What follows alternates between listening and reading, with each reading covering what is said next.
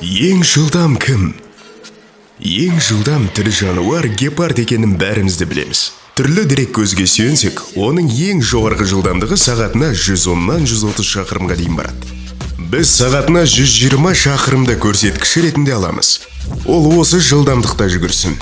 Ол шын мәнінде жүгіруден чемпион. Тек мынаны ескерейік. Гепард құрлықтағы чемпион.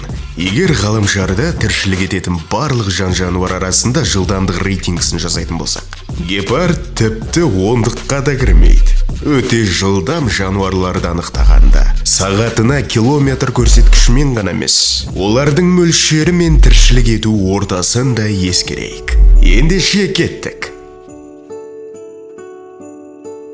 Солтүстік Америкада мекендейтін айыр мүйіз бөкен сағатына 98 шақырым жылдамдықпен жүгіреді.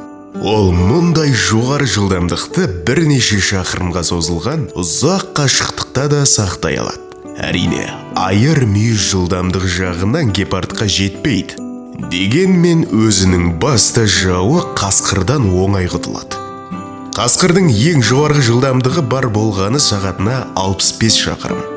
Айтпақшы, таза спринт кезінде қасқыр қояннан да жылдамдық жағынан ұтылып қалу мүмкін. Себебі қоян сағатына 77 шақырымға дейін жүгіру мүмкін. Егер бұл спринтке арыстанды қосар болсақ, онда қоянның тірі қалуы екіталай. Себебі арыстанның ең жоғарғы жылдамдығы серпіліс кезінде сағатына 80 шақырымға тең. Құрлықтағы жүгіруден көріп отырғанымыздай, гепард әлі де барлығына жеткізер емес. Егер құрлықтағы жүгірумен бір уақытта суда да спринт болсашы, мака акуласы арыстанмен оп-оңай теңесер. Бұл теңіз жыртқышы сағатына 80 шақырымды артқа тастайды. Біздің жарысқа қатысатын желкенді балық акуланы артта қалдырады. Ол сағатына 110 шақырымға дейін жылдамдықта жүзіп өтеді. Зерттеу нәтижесінде балықтың жоғарғы жақ сүйегінде балықтың басына жайылатын майды шығаратын тесік бар екені анықталды. Май суға үйкелісті азайтады, және осылайша балықтың жылдамдығын арттырады. Судағы ең жылдам болып саналатын жануар қара марлин. Марлиннің тіркелген ең жоғарғы жылдамдығы сағатына 130 шақырым.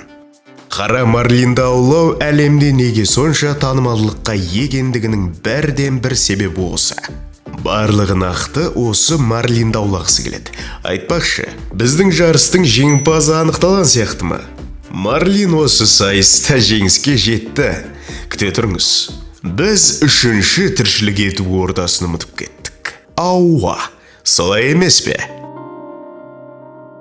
Біздің сайысқа құстарды қосудың сәті келді. Сонымен қарсы алыңыздар. Африка қазы. Бұл ірі құс, бірақ сағатына 140 шақырым жылдамдықта ұшалады. Әрі қарай сайысқа фрегат кіреді. Ол сағатына 150 шақырымды бағындырады. Сонымен қатар фрегат жерге қонақтамай аспанда қатарынан бірнеше апта қалықтап тұра алады. Енді ең жылдам құстың атын айтатын сәт жетті. Ол сұр қарлығаш. Оның жылдамдығы сағатына 170 шақырымға тең. Құстың салмағы 200 граммнан аспайды. Ал жылдамдығы біздің бүгінгі жарысқа қатысқан барлық жануардың жылдамдығынан асып түсті. Осылайша, сағатына 170 шақырымды бағындырып, сұр қарлығаш жеңімпаз атанды. Біз гепардты спринтте кім жеңетінін таптық, тым құрығанда. Көлденең өлшемде болса да. Тоқтаңыз, жылдамдығы гепардтың жылдамдығынан асып түсетін, жай ғана асып қана қоймай, бірнеше есе артық асатын бір құс бар. Лашын туралы айтып жатырмыз. Ол сұңқар тұқымдасқа жататын құс. Оның жылдамдығы сағатына 320 шақырымға тең. Бір ескеретін жағдай. Лашынның бұл жылдамдығы көлденең ұшқанда емес, тек құлдилағанда орын алады. Лашын жемтігінен бірнеше 100 метр биіктікке көтеріледі де нысанаға тырнақтарын бағыттап күрт төмен түседі.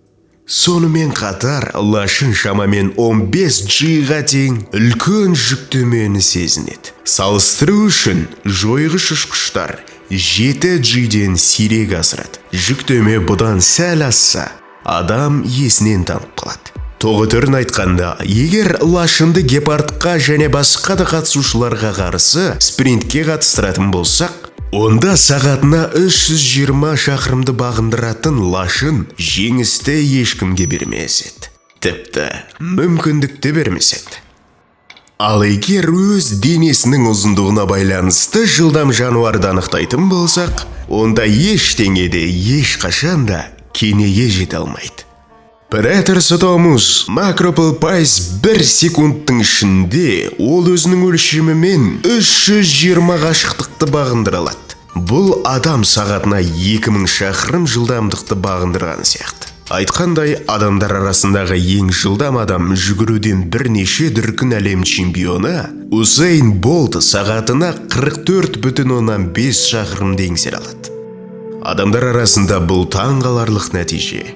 Осы жылдамдыққа ие болсаң, пілден оңай қашып кетуге болады. Немесе сағатына 40 шақырым жылдамдықты шектейтін белгі аймағында қалаңыздағы автомобильдердің барлық ағымын асықпай басып оза аласыз. Неден бастадық, соған оралсақ. Гепард дегенмен әртүрлі ортада өмір сүретін жануарлардың әртүрлі түрін қосқан жүгіру сайысымыз шартты болды. Гепард сөзсіз жүгіруден құрлықтағы чемпион болып қала береді. Егер ол сағатына 120 шақырымға жылдамдықты 3 секундтың ішінде алатынын ескерсек.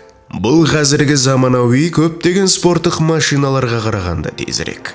Қорыта айтқанда, біз қандай тірі жануарлар өте жылдам болуы мүмкін екенін анықтадық. Бірақ әрқайсысы өзінің тіршілік ортасында және өз стихиясында. Ал осымен бүгінге жетеді. Маған жүгіру керек. Достар, сіздерге де сондай кеңес берем. Сау болыңыздар.